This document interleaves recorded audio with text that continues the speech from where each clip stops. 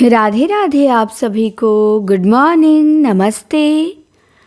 स्वागत है आप सभी का हिंदी टीचर्स एकेडमी में। तो आज हमारा दूसरा प्रश्न है। कल हमने एक प्रश्न देखा था मेंस के लिए जो व्याकरण से था। आज हमारा भाषा से रहेगा। मैंने कहा था कि प्रतिदिन अलग अलग टॉपिक से रहेंगे प्रश्न, मिक्स रहेंगे। हर टॉपिक हमें कवर करना है और मिक्स रहेगा तो ज़्यादा बेटर रहेगा। तो हम देखेंगे राजभाषा व राष्ट्रभाषा में अंतर। प्रश्न बनेगा कि राजभाषा व राष्ट्रभाषा में अंतर को स्पष्ट कीजिए या इनमें क्या अंतर है बताइए। तो ये हमें जानकारी होनी चाहिए। या राष्ट्रभाषा से क्या तात्पर्य है, राजभाषा से क्या तात्पर्य है। बहुत आसान प्रश्न है और आसान तरीके से मैंने इसे लिखा भी है ताकि आपको आसानी से समझ में आ जाए, क्योंकि ये चीज़ें तो हम पहले से जानते हैं हल्का फुल्का कि राष्ट्रभाषा राजभाषा है क्या। राजभाषा सरकारी कामकाज की भाषा है और राष्ट्रभाषा जो पूरे राष्ट्र की भाषा हो, जो लोगों के द्वारा बोली जाती हो, अधिक से अधिक लोग जिसे बोलते हो, तो वो राष्ट्रभाषा होती है। बस अब इसे कैसे लिखा जाएगा ये हम सीखेंगे। और लगभग मैंने 250 शब्दों में लिखा है। यहाँ देखिए मैंने ऊपर लिखा होगा 245 शब्द। तो 245 मतलब 50 शब्दों में 250 शब्दों में ये हुआ है। 2 ही पेज मैंने लिखा, इससे ज़्यादा नहीं। और इतने में 250 शब्द हमारे हो गए। तो हमें शब्द भी अपने देखते रहने हैं। शब्द सीमा होनी चाहिए। खूब ज़्यादा भी नहीं पढ़ना है, खूब कम भी नहीं। हाँ, हमारी कैपेसिटी इतनी होनी चाहिए कि जितना हमसे लिखने को कहे हम उतने शब्द बना के अच्छे से लिख सकें। तो पहले हम आइए समझते हैं कि राजभाषा और राष्ट्रभाषा है क्या। तो है कि राष्ट्रभाषा और राजभाषा प्रयुक्ति की दृष्टि से दो भाषा की महत्वपूर्ण अवधारणाएं हैं। सामान्यतः किसी भी देश की एक ही राष्ट्रभाषा तथा राजभाषा होती है। अब ऐसा नहीं होगा कि कोई देश है वहाँ की 2 राष्ट्रभाषा हो या 3 हो या 4 हो। सब देश की एक ही राष्ट्रभाषा होती है और एक ही राजभाषा होती है। जैसे इंग्लैंड की राजभाषा अंग्रेजी है और पाकिस्तान की राष्ट्रभाषा उर्दू है। इंग्लैंड की राष्ट्रभाषा अंग्रेजी और पाकिस्तान की उर्दू। आपको पता है भारत की कोई राष्ट्रभाषा नहीं है। हिंदी को लेकर बनाए जाने के लिए विवाद होता रहता है, लेकिन अभी सहमति नहीं मिली है। हाँ, हिंदी हमारी राजभाषा है लेकिन राष्ट्रभाषा नहीं है। तो आइए राष्ट्रभाषा देखते हैं कि राष्ट्रभाषा क्या होती है। राष्ट्रभाषा वो होती है जो किसी देश की वह भाषा जो वहाँ के बहुसंख्यक लोगों द्वारा बोली और समझी जाती हो, वो उस राष्ट्र की सांस्कृतिक एकता का प्रतीक होती है। तो राष्ट्रभाषा जो अधिक से अधिक लोग बोलते हों, समझते हों। जैसे हिंदी हमारे यहाँ अधिक से अधिक लोग समझते हैं, लेकिन साउथ में अदर लैंग्वेज है, उधर अंग्रेजी भी बहुत ज़्यादा बोली जाती है और भी कई लैंग्वेज हैं। 22 भाषाएँ 8वीं अनुसूची में शामिल हैं। तो हर भाषाएँ बोली जाती हैं। अब हम इधर के हैं उत्तर के, तो हमारे यहाँ हिंदी ज़्यादा है। तो इसीलिए हमारे यहाँ हर भाषा है, तो भाषा के विवाद के कारण ही हमारी कोई राष्ट्रभाषा नहीं है। लेकिन राष्ट्रभाषा वो होती है जो बहुसंख्यक लोगों के द्वारा बोली और समझी जाती हो और वो उस राष्ट्र की सांस्कृतिक एकता का प्रतीक होती है। तो समझ में आया कि राष्ट्रभाषा क्या होती है। अब दूसरा है राजभाषा। कि राजभाषा क्या होता है इसे देखेंगे। तो इसका प्रयोग सरकारी कामकाज के लिए किया जाता है और राजभाषा का सरल अर्थ है राजकाज की भाषा। तो राजभाषा का सरल अर्थ देखेंगे तो इसका अर्थ हो जाएगा राजभाषा मतलब राजकाज की भाषा। इसका प्रयोग सरकारी कामकाज के लिए किया जाता है, जैसे पत्राचार हो या फिर कोर्ट में सुनवाई का हो या फिर बजट पेश करना हो। तो ये सब सरकारी जो काम होते हैं दफ्तर के, वो राजभाषा में होते हैं। राजभाषा कौन सी है? हिंदी है। जैसे मान लीजिए हम अपने घर पे भोजपुरी में बोल रहे हैं, लेकिन वही अब हमको डीएम को पत्र लिखना हो या कुछ भी लिखना हो तो हम हिंदी में लिख के देंगे। तो हिंदी क्या है? कार्यालयी भाषा है, कामकाज की भाषा है। तो इसीलिए ये हमारी राजभाषा है। तो राजभाषा और राष्ट्रभाषा का अंतर समझ में आया। राष्ट्रभाषा अधिक लोगों द्वारा बोली जाती है और राजभाषा सरकारी कामकाज की भाषा है। तो बहुत आसान है ये। तो अब हमने ये जान लिया, तो आइए कुछ प्रमुख अंतर भी देख लेते हैं। जिससे आप आसानी से बस क्लास आप देख लेंगे, सुन लेंगे 1-2 बार ना, आपको याद हो जाएगा। फिर आप अपने से क्लास देखने के बाद लिखने का प्रयास करिएगा बिना देखे कि आज मैम ने जो बताया उससे हम लिखते हैं कॉपी पे, कि प्रश्न तो याद ही रहेगा कि ये प्रश्न था आज की क्लास में। फिर लिखने का प्रयास करेंगे तो लगेगा कि कितना हमारे दिमाग में गया है, कितना हम लिख पा रहे हैं।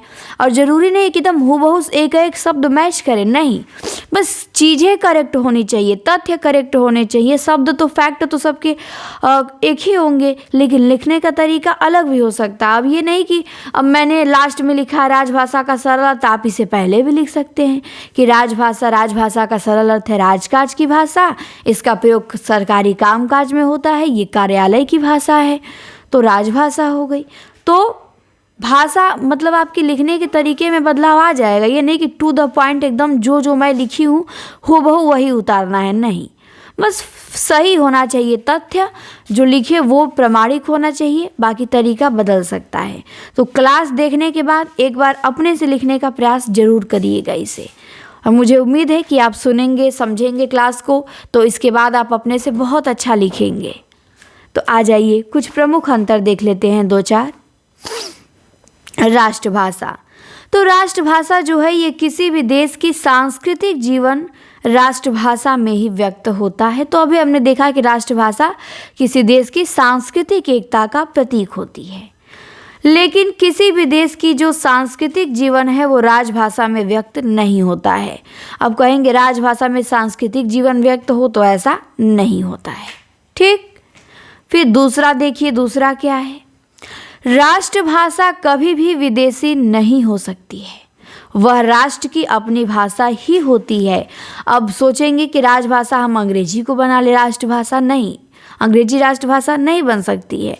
हालांकि लोग कहते हैं बनाने के लिए, पर वो बन नहीं सकती है क्योंकि वो विदेशी भाषा है, हमारी अपनी मूल भाषा नहीं है अंग्रेजी। और यहाँ देखिए, राजभाषा कोई विदेशी भाषा हो सकती है। अब राजभाषा तो कार्यालय की भाषा है, पत्राचार की भाषा है, अंग्रेजी हो सकता है। तो अंग्रेजी हिंदी के बाद अंग्रेजी ही है सहराज्य भाषा के रूप में। जैसे अंग्रेजी शासन के दौरान भारत की राजभाषा अंग्रेजी थी। जब अंग्रेज शासन करते थे तो हमारे यहाँ राजभाषा क्या थी, अंग्रेजी ही थी। अंग्रेजी में ही सब काम होते थे, हिंदी में नहीं। अब चले गए तो हम लोग हिंदी में करते हैं। तो राष्ट्रभाषा कभी भी विदेशी नहीं हो सकती है, वो अपने राष्ट्र की होनी चाहिए, और राजभाषा विदेशी हो सकती है। तो उम्मीद है ये समझ में आपको आ गया होगा। और जो राष्ट्रभाषा है इसका प्रयोग आप काव्य भाषा के रूप में भी कर सकते हैं, लेकिन राजभाषा का प्रयोग आप सोचेंगे काव्य भाषा के रूप में करने के लिए, तो नहीं, लेकिन राष्ट्रभाषा का प्रयोग आप कर सकते हैं काव्य भाषा में। इसके बाद चौथा देखिए क्या है डिफरेंस। चौथा ये है कि राष्ट्रभाषा में परिवर्तन स्वाभाविक रूप से होता है, अर्थात समय के साथ साथ ये भाषा बदलती रहती है और सरकारी आदेश से इस भाषा को नहीं बदला जा सकता। अब सोचेंगे राष्ट्रभाषा, इसको सरकारी आदेश से बदला जाए, इसमें परिवर्तन किया जाए, नहीं, वो स्वतः अपने ही बदलती रहती है। लेकिन राजभाषा है, राजभाषा में कोई भी परिवर्तन सरकार द्वारा थोपा जा सकता है, सरकारी आदेश से उसमें बदलाव आ जाता है, क्योंकि वो सरकार के उस पर अधिकार है। लेकिन राष्ट्रभाषा तो लोगों की भाषा है, तो लोगों की भाषा पे सरकार थोड़ी आएगा कि नहीं आप अपनी भाषा में ये सुधार करिए। तो राष्ट्रभाषा में परिवर्तन स्वाभाविक रूप से होता है, समय के साथ भाषा बदलती रहती है, सरकारी आदेश से नहीं बदलती है। और राजभाषा में कोई भी परिवर्तन सरकार के द्वारा थोपा जा सकता है।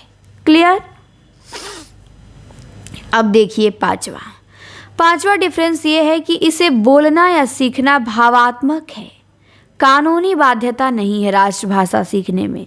ये क्या है, भावात्मक है, इसमें कोई कानून के नियम कुछ नहीं लागू हैं।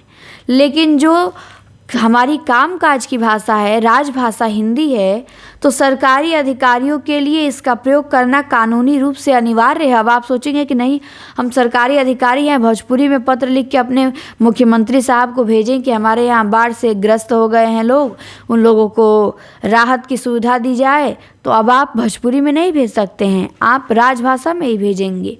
कानूनी भाषा है वो हमारी, आप उसी में भेजेंगे, या हिंदी में भेजिए, हिंदी नहीं तो सहराज्य भाषा अंग्रेजी है उसमें भेज सकते हैं, लेकिन आपको अपनी लैंग्वेज, लोकल लैंग्वेज में नहीं भेजेंगे।